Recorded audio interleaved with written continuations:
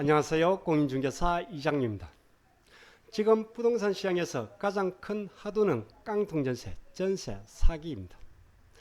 매매가가 하락하면서 그리고 전세가가 하락하면서 내가 주인에게 맡겨놓은 보증금이 위태로워지면서 불안에 떠는 분들이 많습니다. 실제 피해를 입는 사례가 계속적으로 나오고 있는 실정입니다. 세입자 입장에선 보증금이 전 재산인 경우가 대부분입니다. 게다가 이 보증금에 전세대출까지 끼어 있다면 전세 사기 깡통전세 상상만 해도 끔찍합니다.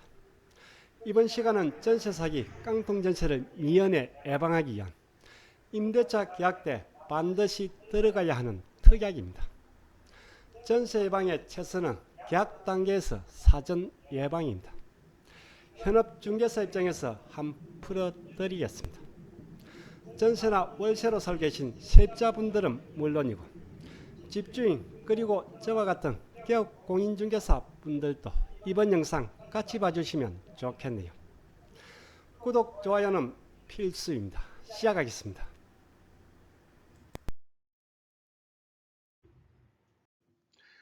우리가 부동산에서 전세나 월세 계약을 할 때 흔히 보게 되는 계약서입니다.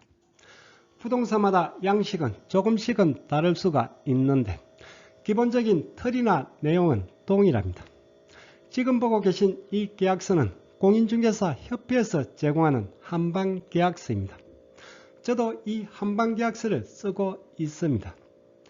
계약서가 어떻게 구성이 되어 있는지 간략히 한번 보겠습니다.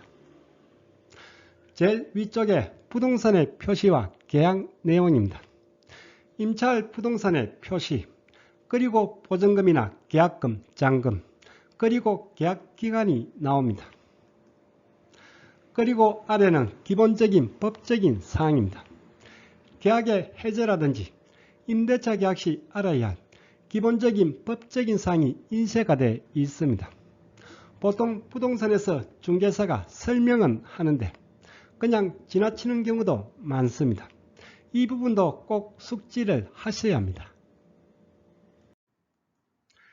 그리고 중간에 비어있는 공란이 특약을 기록하는 특약사항입니다. 임대인 집주인과 임차인 세입자가 서로 협의한 특약을 기재하는 란입니다. 특약은 당연 법적인 효력이 있습니다. 중대법률에 위배되지 않는다면 특약이 우선합니다. 만약 특약사항을 위반했다면 위반한 당사자는 당연 법적인 책임을 져야 합니다. 깡통전세나 전세 사기로부터 안전하게 보증금을 지키기 위해서 어떤 특약이 들어가야 하는지가 이번 시간 주제입니다. 이따가 보겠습니다. 그리고 마지막으로 인적사항을 확인하고 서명 날인하면 임대차 계약서 작성이 마무리가 됩니다. 그렇다면 깡통전세나 전세 사기는 왜 생길까요? 물론 가장 큰 원인은 전세 제도란 게 있기 때문이겠죠. 처음부터 의도적으로 고의로, 즉 사기칠 목적인 경우입니다. 요즘 뉴스에 나오는 대부분은 이 형태입니다. 그리고 두 번째는 어쩔 수 없는 경우입니다. 깡통전세입니다. 보증금을 돌려주고 싶지만 돌려줄 사정이 안 되는 경우입니다. 시세가 보증금보다 낮다가 보니 경매에 들어가더라도 보증금 회수가 어렵습니다. 전세가가 내리다 보니 들어올 세입자에게 받아서 줄 여력도 안 됩니다. 지금 나오는 건 대부분이 전세 사기 유행입니다. 그렇지만 이렇게 계속 간다면 깡통전세도 많이 출현될 수밖에는 없을 걸로 보입니다.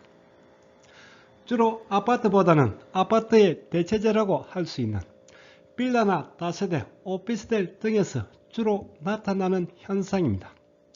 물론 아파트라고 해서 다 안전하다는 건 아닙니다. 지난 몇 년 동안은 저금리 상태에서 매매가도 계속적으로 오르고 그리고 동시에 전세가도 동반 상승을 했었네요. 이때는 별 문제가 없었네요. 전세 들어간 집이 가격이 계속 오르니 설령 경매에 들어가더라도 보증금 회수에는 문제가 없었네요.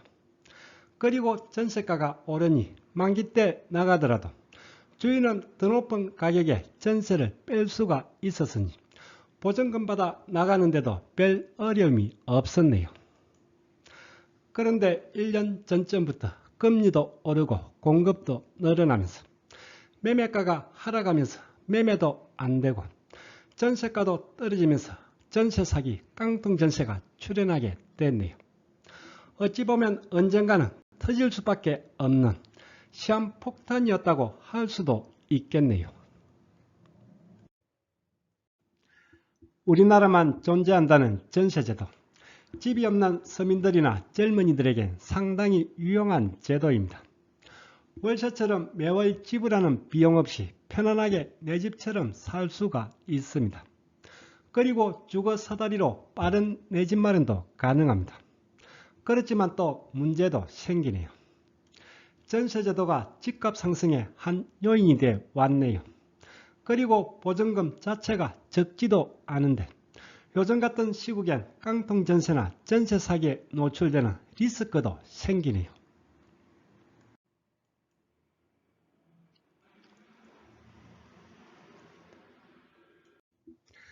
최선의 예방은 계약 전 사전 대비입니다. 계약 때 꼼꼼히 챙긴다면 웬만큼은 예방이 가능합니다. 계약금 10%를 내고 계약서를 작성하고 그리고 한두 달 후에 잔금을 치르고 입주해서 살게 되는데 계약 때부터 잔금까지가 상당히 중요합니다. 그 이후에는 사실 크게 신경 쓸 건 없습니다. 부동산에서 계약 때 하게 되는 게 가장 먼저 등기부를 확인합니다.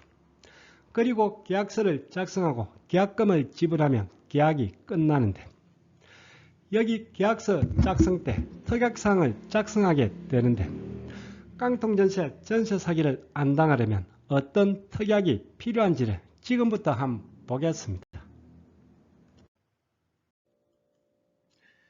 특약은 임대인과 임차인이 약속한 합의사항입니다. 그리고 앞서도 언급했지만 당연 법적인 효력도 있습니다. 전세 사기나 깡통 전세를 예방하려면 여기 특약에 어떤 내용이 들어가야 할까요? 주택임대차 표준계약서입니다.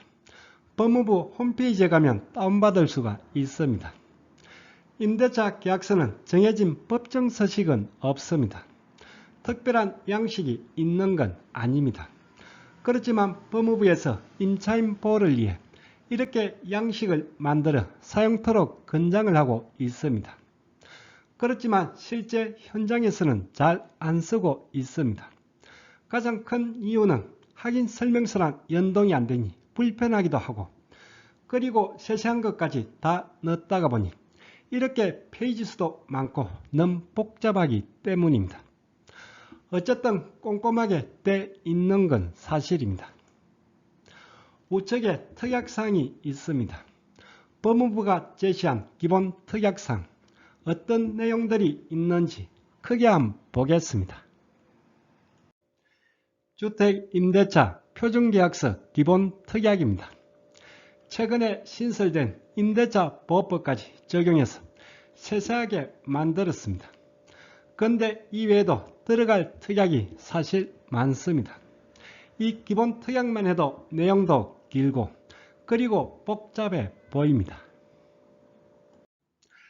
그리고 이건 한국공인중개사 협회에서 제공하는 한방계약서 기본 특약입니다. 앞서의 법무부의 표준계약서 특약을 반영해서 만든 특약입니다.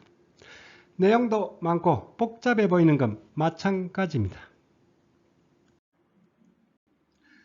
법무부가 권장하는 표준계약서의 기본 특약, 그리고 우리 협회에서 제공하는 한방계약서 기본 특약을 참고해서 좀 더 간략히 함축해서 특약을 하나씩 정리해 보겠습니다. 이제부터는 특약을 하나씩 써내려 가겠습니다. 첫 번째, 현 시설물 상태에서 임대차한다.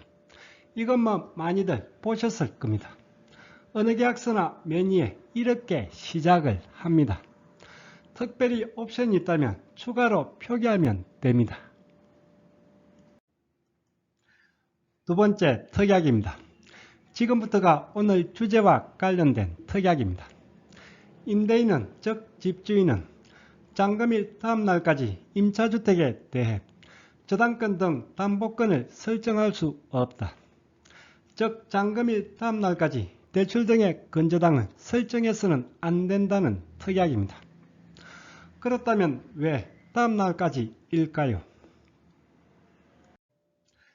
대항력과 우선 변제권입니다. 잔금일에 잔금을 지급하고 주택을 인도를 받습니다.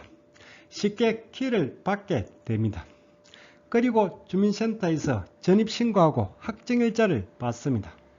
그러면 대항력과 우선 변제권이 생깁니다. 그런데 문제는 전입신고 다음날 0시부로 효력이 발생합니다. 따라서 잔금한 이후에 근저당이 들어올 수도 있다는 얘기가 됩니다. 만약에 그렇게 된다면 후순위가 될 수밖에 없습니다. 표준계약서에는 아주 구체적으로 명시를 하고 있습니다. 임차인은 언제까지 전입신고와 확정일자를 받기로 하고 그리고 임대인은 확정일자 다음 날까지 저당권 등의 담보권을 설정할 수 없다는 내용입니다. 그리고 또 위반할 경우 임대차 계약을 해제나 해지가 가능하고 손해배상까지 해야 한다고 적시를 하고 있습니다. 상당히 구체적인 내용까지 들어가 있네요. 그렇지만 저는 한 줄로 간단히 요약을 했네요. 임대인은 잔금일 다음 날까지 임차주택에 대해 저당권 등 담보권을 설정할 수 없다. 어차피 잔금날에 임차인은 전입신고를 하고 확정일자를 받습니다. 굳이 잔금날 못하는 특별한 경우라면 그때는 표준계약서처럼 날짜까지 특정하면 되겠네요. 그리고 위반에 대한 계약해제나 손해배상은 따로 명시를 안 했습니다. 안 한 이유는 이따가 설명을 드리겠습니다. 다음 3번입니다. 임대인은 본계약 체결 당시 임차주택에 선순위 임대차 정보를 제공한다. 그리고 4번도 이어서 보겠습니다. 임대인은 본계약 체결 당시 국세, 지방세 체납, 근저당권 이자 체납 사실이 없음을 고지한다.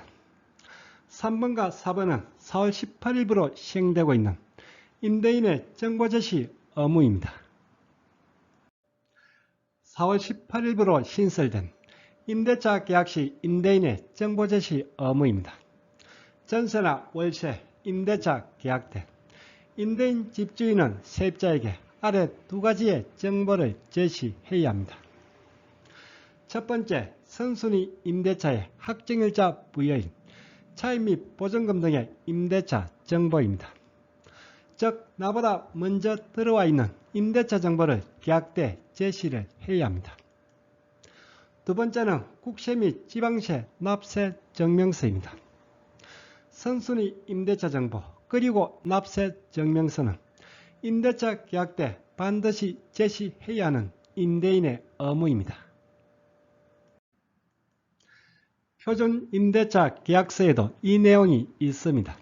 좀 복잡해 보이는데 계약 시 사전에 고지하지 않은 선순위 임대차 정보가 있거나 미납 또는 체납한 국세나 지방세가 확인되는 경우는 임차인은 계약금을 포기하지 않고 임대차 계약을 해지할 수 있다는 내용입니다.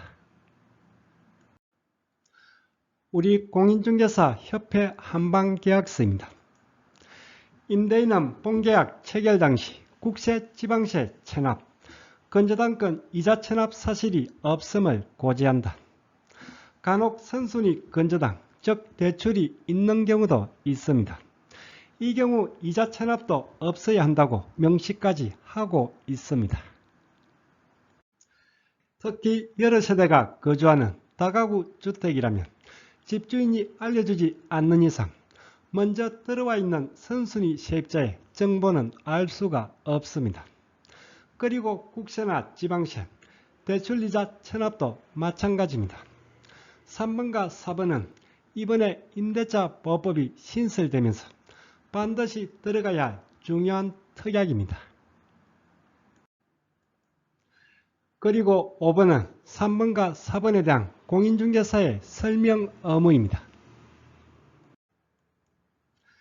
같은 날 4월 18일에 신설된 공인중개사법 제25조의 3 임대차 중개시 공인중개사의 설명 의무입니다. 임대차 계약 시 공인중개사는 임차인은 해당 기간에 정보 제공을 요청할 수 있고 그리고 열람할 수 있다는 설명을 해야 할 의무가 있습니다. 임차인은 임차주택의 선순위 임대차 정보, 국세, 지방세 등의 정보 열람을 해당 기간에 신청할 수 있다. 5번은 임차인에게도 중요하지만 우리 중개사들은 반드시 알고 있어야 하는 공인중개사의 설명 의무입니다. 이 설명을 안 한다면 과태료 대상이 될 수도 있겠네요. 2번에서 5번까지의 특약이 최근에 대두되고 있는 전세사기나 깡통전세로부터 사전에 예방하기 위한 임대차 계약 시 반드시 들어가야 하는 특약입니다. 나머지 특약까지 보고 다시 한번 보겠습니다. 그리고 또 필요한 특약으로 6번째, 임대차 계약 신고건입니다. 계약일로부터 30일 이내에 임대차 신고를 해야 합니다. 협회 한방계약서 특약에도 이렇게 구체적으로 나와 있습니다. 계약일로부터 30일 이내에 주민센터 또는 인터넷을 통해 임대인과 임차인은 공동으로 신고하여야 한다. 임대차 계약의 신고 의무자는 계약 당사자, 즉 임대인과 임차인입니다. 원칙은 함께 공동으로 신고를 해야 합니다. 간략히 한 줄로 정리하면 이렇습니다. 임대인과 임차인은 계약 체결일로부터 30일 이내에 관할 주민센터에 임대차 계약 신고를 한다. 원칙은 임대인, 임차인 공동신고입니다. 그렇지만 계약서를 지참하면 한쪽만 가도 신고가 가능합니다. 실전에서는 어차피 임차인이 전입신고도 하고 확정일자도 받아야 하기에 보통은 임차인이 계약서 들고 신고를 하고 있습니다. 30일 이내에 신고를 안 한다면 최고 100만원 이하의 과태료 처분 대상입니다. 우리 중개사 입장에서도 특약으로 이 고지가 반드시 필요합니다. 그리고 7번째는 어느 계약서든 을에 들어가는 특약입니다. 본 계약에 명시되지 않은 사항은 주택임대차 보호법 및 민법과 주택임대차 계약의 일반 관례에 따른다. 이건 왜 들어갈까요? 쉽게 어떤 문제가 생겼을 때 떼쓰지 말고 법과 상식에 따라 처리하자는 그런 의미입니다. 여기까지가 전세나 월세 계약 때 반드시 들어가야 할 기본 특약입니다. 이외에도 서로 합의된 특약이 있다면 넣으면 됩니다. 예를 들면 8번째, 임대인은 잔금일에 해당 주택에 설정된 건조당권은 말소한다. 간혹 주인이 거주하던 집은 대출이 있는 경우가 있습니다. 잔금 때 말소한다는 특약입니다. 그리고 임대인은 임차인의 전세대출에 협조 동의키로 한다. 요즘 대부분 전세대출을 하게 되는데 임차인이 전세대출을 받는다면 이 특약이 필요합니다. 그리고 요즘 집주인들이 많이 요구하는 특약입니다. 임차인은 개나 고양이든 애완동물은 키우지 않는다. 그리고 마지막으로 특약사항 위반에 대한 손해배상입니다. 임대차 표준계약서입니다. 임대인은 임차인에게 특약 위반으로 인한 손해배상을 하여야 한다. 그리고 아래 임차인은 계약금 등을 포기하지 않고 임대차 계약을 해지할 수 있다. 이렇게 건건별로 특약 위반에 따른 임대인의 책임을 넣고 있네요. 어찌 보면 임대인 입장에선 상당히 불쾌할 수도 있겠네요. 전혀 그럴 이유도 없는 그냥 선량한 임대인 입장에선 꼭 이렇게까지 해야 하냐고 우리 중개사한테 항의할 수도 있겠네요. 제가 정리한 특약입니다. 어차피 이 특약이 없더라도 위반했다면 계약 해지도 가능하고 그에 따른 손해배상 책임도 져야 합니다. 굳이 특약상에 명시한다면 이렇게 마지막에 한 줄로 넣으면 되겠네요. 위반한 당사자는 위반에 따른 손해배상 책임을 진다.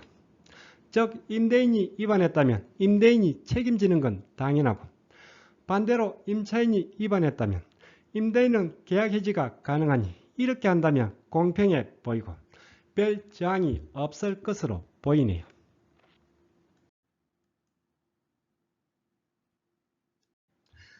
법무부에서 권장하는 표준계약서 그리고 우리 공인중개사 협회 한방계약서에서 제공하는 기본특약 복잡해 보이는 특약을 간략히 한 줄씩 정리를 해봤네요. 이렇게 하더라도 그 의미는 다 내포를 하고 있습니다. 특히 2번에서 5번은 최근 깡통전세 전세사기 예방과 관련된 특약으로 전세나 월세 계약 때 반드시 챙겨야 할 특약입니다. 지금까지 정리한 특약을 실제 계약서로 작성하면 이렇네요. 여기서 필요한 몇 가지를 추가하면 여차하면 별지로 넘어갈 수도 있겠네요. 옅은 전세사기 깡통전세가 문제가 되면서 이렇게 계약서도 복잡해지네요.